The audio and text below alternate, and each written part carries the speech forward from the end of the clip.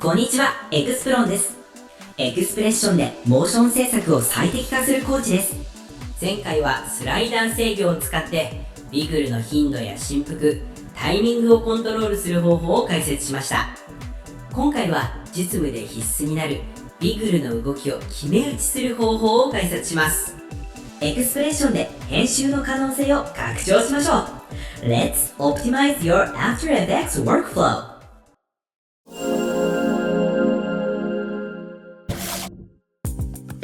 ビグルを使っているとこんな経験はありませんか？プレビューするたびに動きが変わる。レンダリングすると印象が変わる。複数のオブジェクトを同じ揺れにしたい。さらにこんなことも起きます。クライアントから前回と揺れが違いませんかと言われる。実はこれ、ウィグルがレイヤーの順番に影響を受けてランダムに計算されていることが原因です。そのため、レイヤーも追加したり、順番を入れ替えたりすると、同じエクスプレッションでも違う動きになってしまいます。つまり、プロジェクトの構造変更がそのまま動きの変化につながってしまうという問題があります。この問題を解決するのがシードランダムというエクスプレッションです。これを使うことで動きの基準を固定し、レイヤー順や構造の影響を受けない常に同じ動きを再現することができます。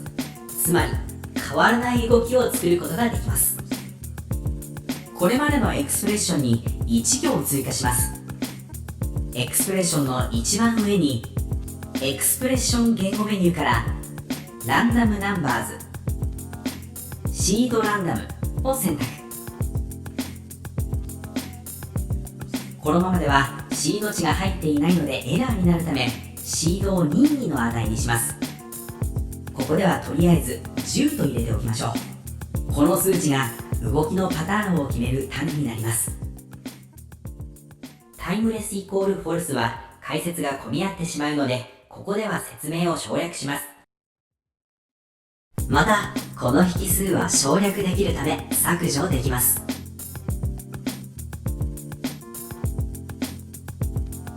この方法を使うことで、ウィグルはレイヤー順の影響を受けない。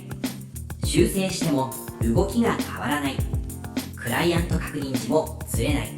信頼できるモーションになります。オブジェクトを複製して配置しても、複製されたオブジェクトは同じウィグルの揺れを保てます。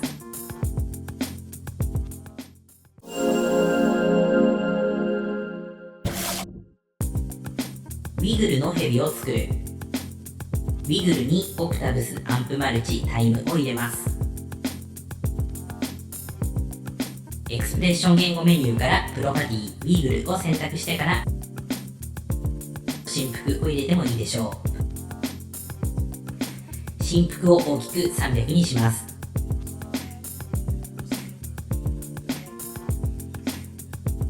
シェイプレイヤーを複製して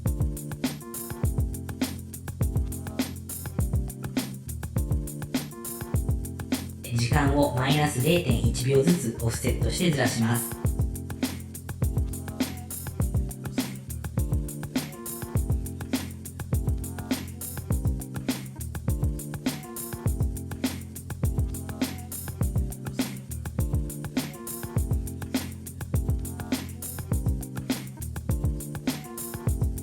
ウィグルの動きがシードランダムで全て同じ値に固定されているので、結果このようなヘブのような動きになります。